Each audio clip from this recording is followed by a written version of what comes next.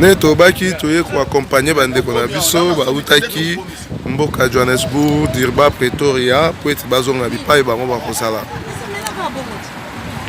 Tomoni papa na biso awa papa impression ya suka toye kotika bino bozwa mituka bozonga bipai bino bouti impression na ya suka ezali nini par rapport à milulu oyo tozalaki na yango. Na kombo tata mwana pe santu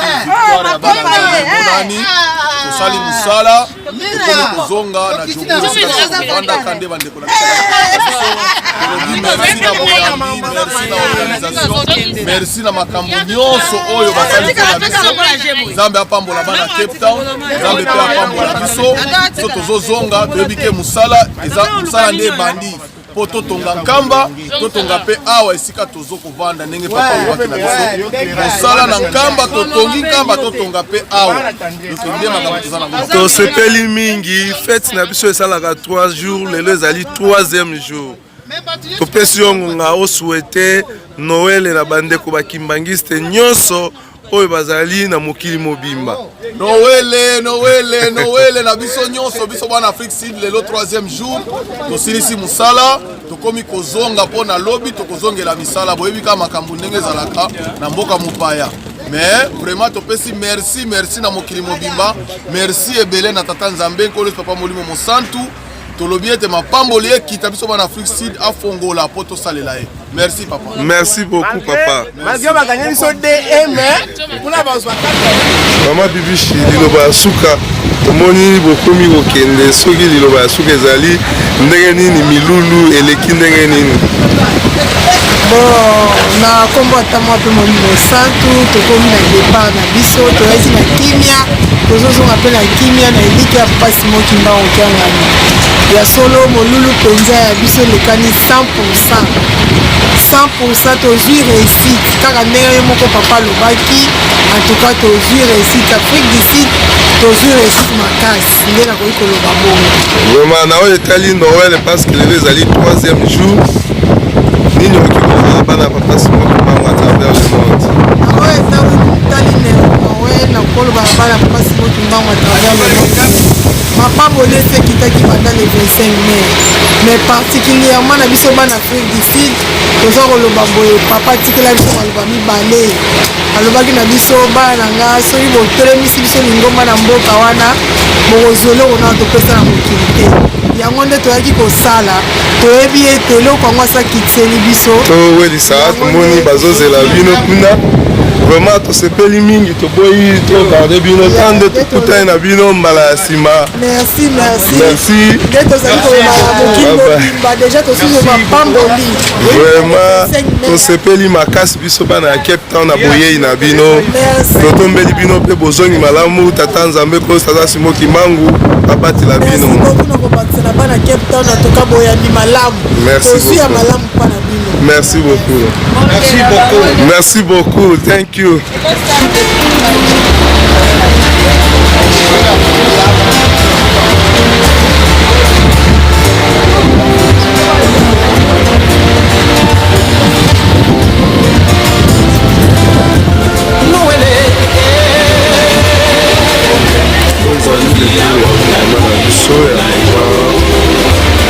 Responsable de la paroisse Pretoria, Mama Bibishi,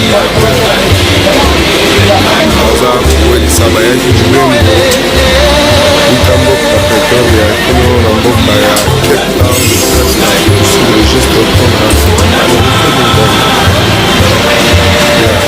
milio ya mene otaki na yango ya fete ya relation mais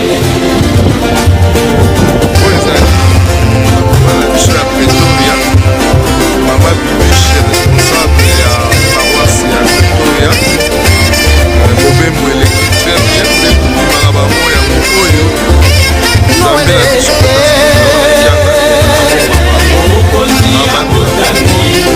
babai Mama Bibishi babai osala mobembo malamu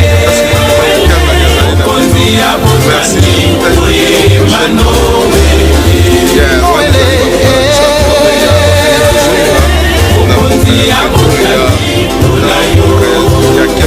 nakianga ezali na bino merci. Mbote mama. Ok, toza otuna mwa motuna muke, bino wauti wapi? Papa biso touti na mboka ya Johannesburg. Na mboka ya Johannesburg. Pesa biso kombo na yo rapidement. Kombo na ngai Mama Emerance Mume. Oza na mouvement nini? Nazali surveillante, naza pe membre ya Preski. Oh, maman surveillante, entre-temps membre ya Preski. Ok, oza parmi bapanzi sango. Yebisa biso na mukuse, bouti na bino mboka Johannesburg, kino boyaki kokoma na mboka ya Cape Town. Impression na yo ezali nini par rapport ya voyage na bino tout d'abord? Osalaki voyage kimia, bozalaki na koko sote na nzela? Oh, ok, merci beaucoup papa. Voyage na biso ya Kouta Djobu kokoma na Cape Town. Elekaki tellement malamu mingi po mbate toyaki na esengo makasi toza kofete. Sisi mbote mwa ya papa sijalinga na kiangani. Pona célébrer Noël. Tozalaki en tout cas na esengo makasi voyage elekaki malamu. Tozongwaki na kimia, tokomaki na kimia. Yango wana tokomaki awa pe bayambaki biso na kimia na esengo. Donc esengo eza makasi. Esengo eza makasi. Bosalaki marche pendant la ville eti na paroisse na oyo etali sécurité kimia ezalaki na yango. Ya kimia ezalaki ya makasi, tozalaki en sécurité, tozalaki bien protégé, nzambe abatelaki biso epi atelaki biso bapeka basoda ya mokili oyo bakengelaki biso ye mwana molimo batelaki biso. En tout cas ezalaki vraiment esengo marche elekaki kitoko makasi, donc tosepelisaki mokili epi bamonaki penaki ebana mpasi moki mokiangani bazali. Vraiment tosepeli mingi. Dimanche ezalaki benda bika organisation na programme ya kite ya lobby etaki mopanzi sango omonaki yango ndenge nini? Vraiment ya rotia commentaire ezate bato bamona eda bibili. Donc si tu as ça commenté ça va te obakisa mungu alikola pilipili donc te oboma. Mais ezaki vraiment qui te on a vu que batebe ngamo nazaki sur place mais na ça la bilili ta mamote.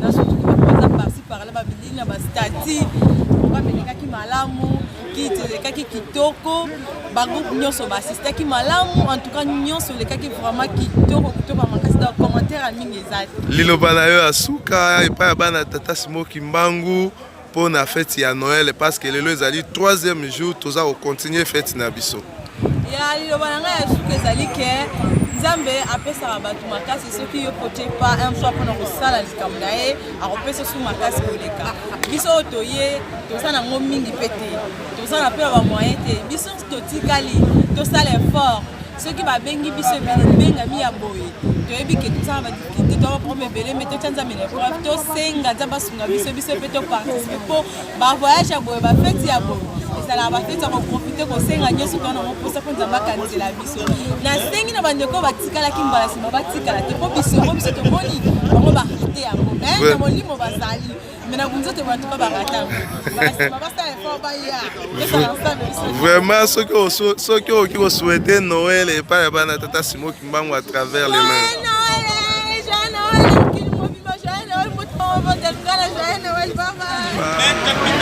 Ah, tu as na bambuta. Tu as na papa comptable na biso ya Cape Town. Na papa na biso papa pasteur Maboke ndenge tunali komona wana.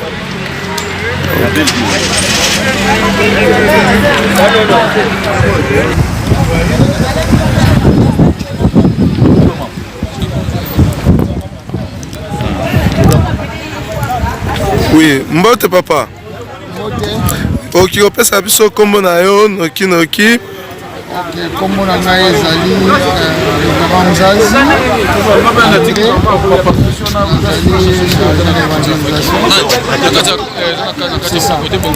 Ok, tomoni bino bosali molulu ya monene uta voyage ya monene uta mboka ya Johannesburg kino awa na mboka ya Cape Town. Yebisa biso na mokuse boyei na bino ba difficulté nini bokutanaki na yango na nzela et puis ba marche oyo bosali impression na bino ezalaki boni. Ok, merci beaucoup. Boyei na biso ezalaki pambate ezali nini tokangaki yango na ndenge ya paroisse nyonso ke tosala kiti d'ensemble elingi koloba ete mpona botongi na misala ya paroisse Smoki Mbangu kianga na posa ete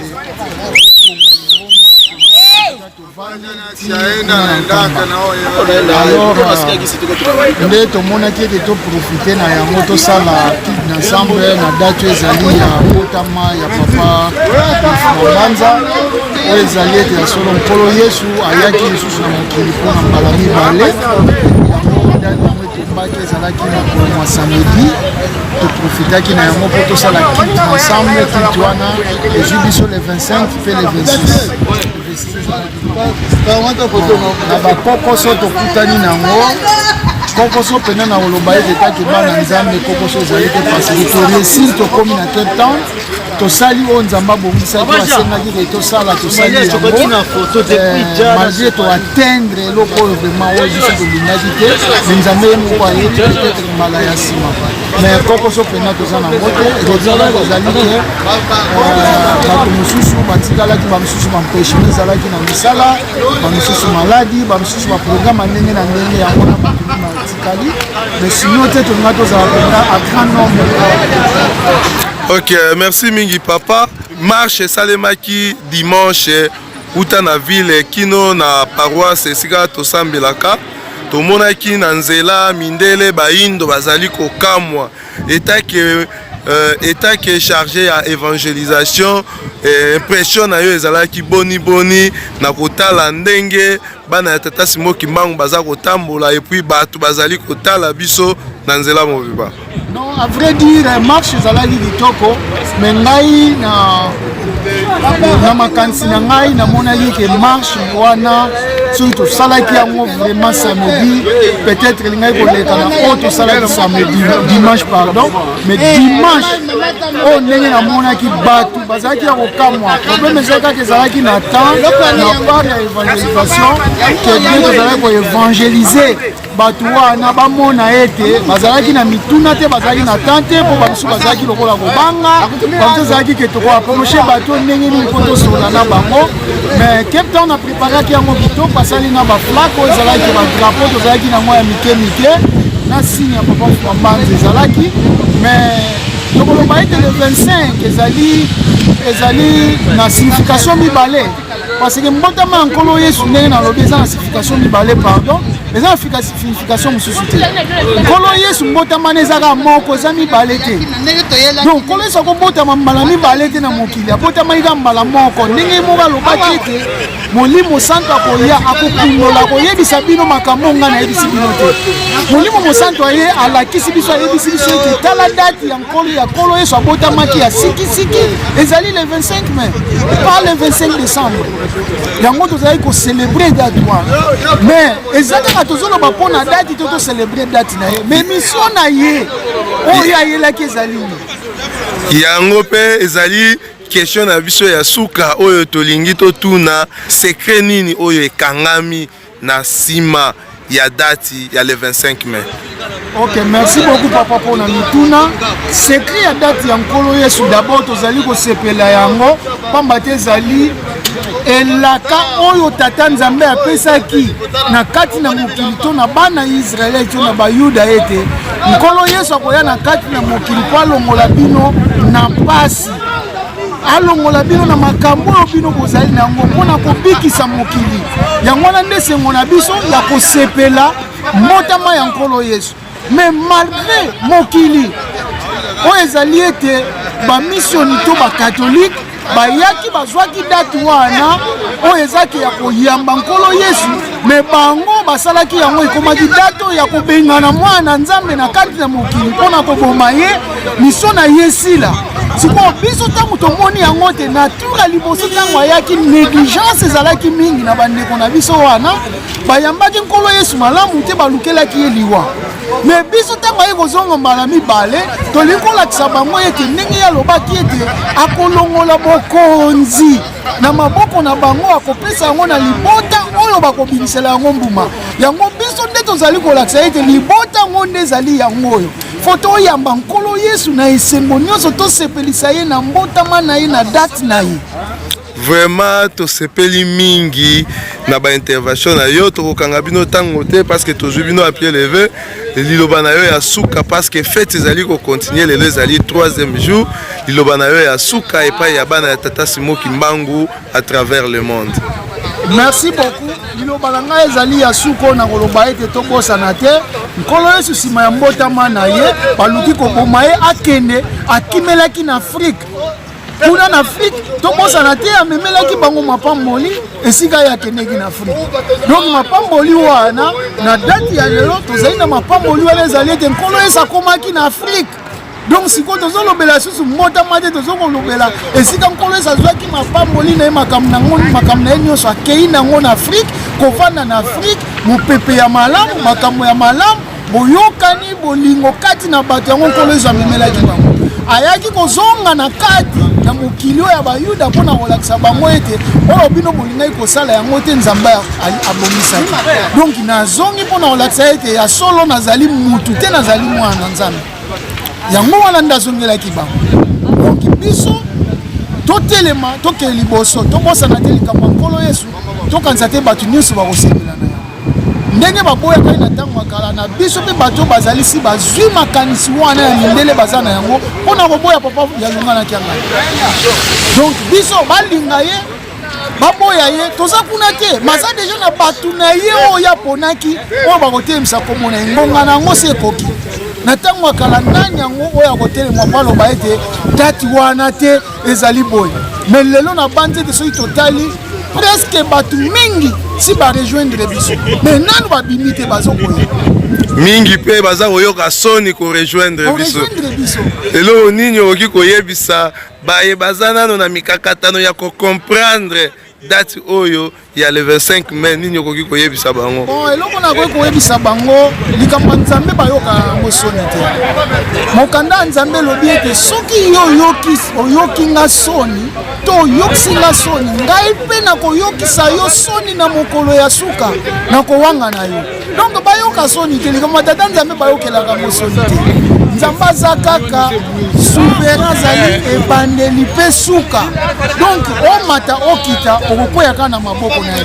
Basoni wana batika yango baya bandima ete lokola bato ya témoin de Jehova bazalaka kondima te eke Nkolo Yesu azali mwana na Nzambe mais lelo bazali kokende koteya Nkolo Yesu azali mwana na Nzambe bandimi yango bazwi soni na bango batie libanda mais eloko ebosana epai na bango basengela yango bolimisi te. Vraiment tosepeli mingi papa soki okoki kopesa ndenge touti koloba Noël epai ya bana ya papa Simon Kimbangu à travers le monde. Vraiment Noël, joyeux Noël na bana papa Simon Kimbangu na mokili mobimba. Bana papa Simon Kimbangu batelema makasi bayokela yango susoni te pamba te Nkolo Yesu oyo ayaki même ntango akufi abimela bapotre mibale bayebaki ye lisusu te kazali Nkolo Yesu. Azalaki kokende na Jérusalem baye komibale bakutai na ye donc azali kosola na bango bazoyeba te ke mutu baobeta ya lisolo ye wana Nkolo Yesu bayebaki lisusu te. Bongo combien de fois bata mokili biso bato yebi ezali avantage o papa Simon Kimbangu alobaki ete tozali riche donc richesse na biso parce que toza na Tata Nzambe tozali na Nkolo Yesu tozali na Molimo Santo donc richesse na biso eza wana po bakoluka bango mokili ekoluka bango toza na bango na nkamba bafandi deja kuna donc bana papa Simon Kimbangu botelema soni eza susi te mokili se ningani mokili eza ya biso si tozwi yango na maboko bandaka. Merci mingi papa tosepeli nde mbala ya nsima. Merci beaucoup mama papa tosepeli mingi koya na biso kolonga Jobu Cape Town mpona kiti d'ensemble kosala mosala papa Simon Kimbangu mosaleke malamu tobeti bana Cape Town tofakoli bango tokende bakupi nyonso toza kosepela mingi bokena bakupi nyonso bozela bango lisusu kuna tokolelisa bino kaka vraiment tosepeli mingi nakobimisa yango na mai feimbo nakobimisa yango na mai donc bozela motema ya papa nde biso liloba ya suka mama papa biso touti na Cape Town toza bana jeteki biso nde motema ya papa oyo boyokaka na Jobu. Vraiment bana ya Cape Town bayambi bino malamu musala nyonso eleki malamu papa nayebi te na koyebisa bino à travers monde nini bolingo oyo eza na bana Jobu na Cape Town toza bomoko botongi bopanzi sango ya papa Simon Kimbangu kiangani Molimo Mosantu yango toyeki kosala mosala na mboka ya Cape Town. Vraiment tosepeli ya mingi mama pour kende malamu. Bon voyage Noël les a continuer. Oui mbote papa namoni toye ko accompagner bino bozwa ba bus de façon que bozonga bipa e bino bouti impression na ya suka. Impression nanga suka papa tosepeli mingi na boyambi ya ba papa kimbangisa ya Cape Town. Tika vraiment Zambé apambola bino toyaki kosala mosala pasi motumbango kiangani tosepeli ndenge makambo nyonso lekani awa na kilt ensemble tokosenga botikala kaka na bomoko tobatela mibeko bolingo mpe misala po misala pasi motumbango kende liboso. Ok tosepeli mingi totombeli bino mpe bozongi malamu. Tika ete tata Simoki Mbangu abomba bino kino bokoma na mabota na bino nde tokutani na bino mbala ya sima na kit d'ensemble oyo kozala na Johannesburg.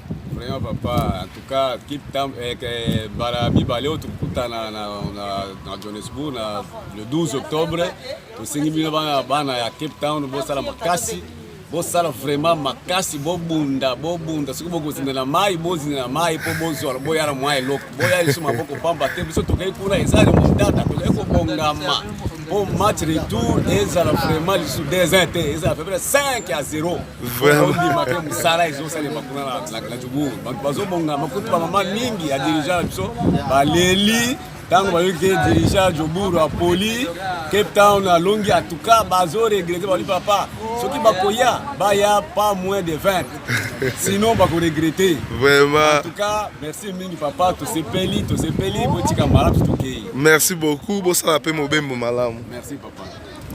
Tozali na président ya Preski papa mbote na yo motuna moko kaka noki ava toleka tomoni boyambaki bapaya bautaki mosika boye kotika bango po ete bakoka kozonga yebisa biso impression na yo ezali ndenge nini par rapport a milulu oyo bino bobongisaki awa. Vraiment tozali na esengo mingi mpona komona bandeko na biso bautaki mosika oya lelo bakomi kozonga molulu ezaki kitoko esengo ezaki mingi. Puis misala ya tata Simoki Mbangu tosalaki yango epi tolakisi ya solo etoke tozasema tata Simoki Mbangu yango etake mbuta pe na kati ya lingomba lobi molulu ezalaki makasi bendela tata Simoki Mbangu etelemaki na mboka ya Afrique du Sud etango bozali kosala marche mindele ba noir baza kotala baza kosepela tango bomonaki ndenge wana esengo na bino ezalaki nini? Biso vraiment tozaki na esengo makasi mpona nini papa atindaki biso awa na fokisi mpona koya kopanza sango na ye po bato mosusu ya mokili mobimba bayeba ya solo eteke l'église kimbangiste ezali na Afrique du Sud. Et puis esengo na biso ya biso bambuta ezaki nini kopanza nano sango na ye nde ezalaki esengo mingi mpona biso. Vraiment tosepeli ya mingi fête na biso ezali ko continuer lelo ezali 3e jour Noël na mokili mobimba Noël na bana tata Simoki Mbangu bazali dispersés à travers le monde. Merci beaucoup, merci papa journaliste, merci beaucoup. Merci beaucoup.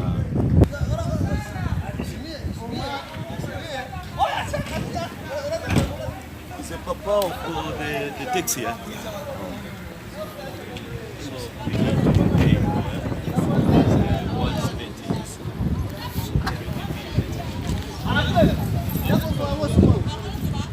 Jambo papa. Ah, tunanona hapa mnakia ufanya nini?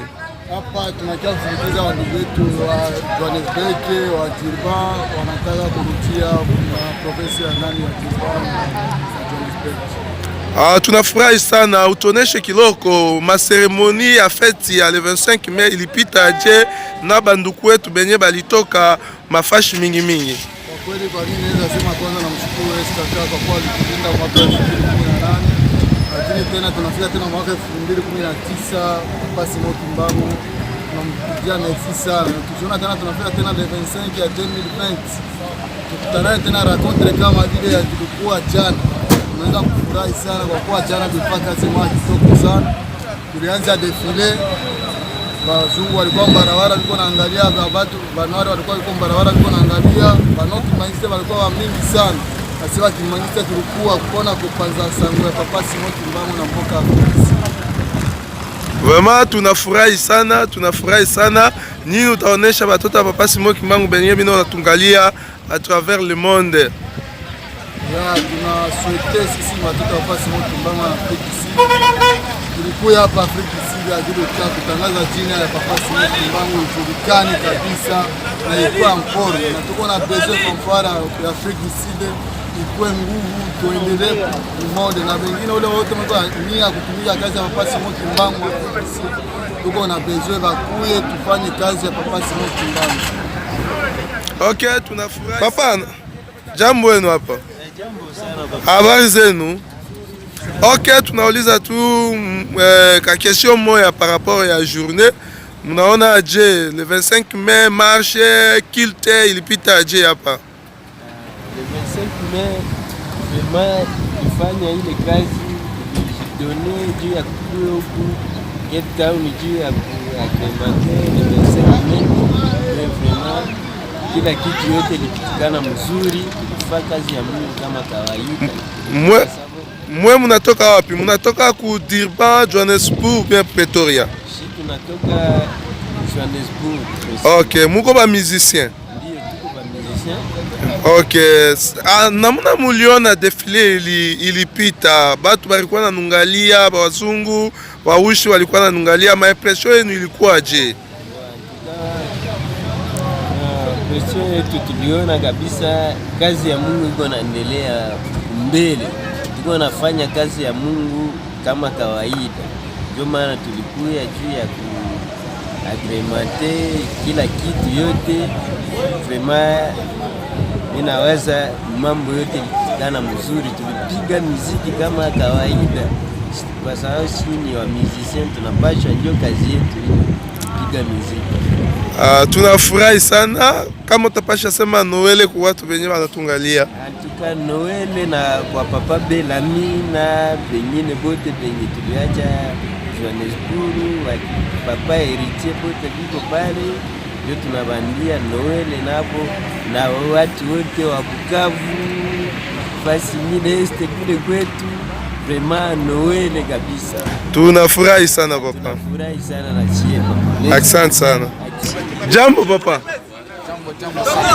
Mnapokea ba musiciens benye walitoka Johannesburg, Durban, Pretoria. Ma impression yako iko aje par rapport ya kupokea watoto wa Papa Simon Kimbangu benye wanatokea mafashi mingi?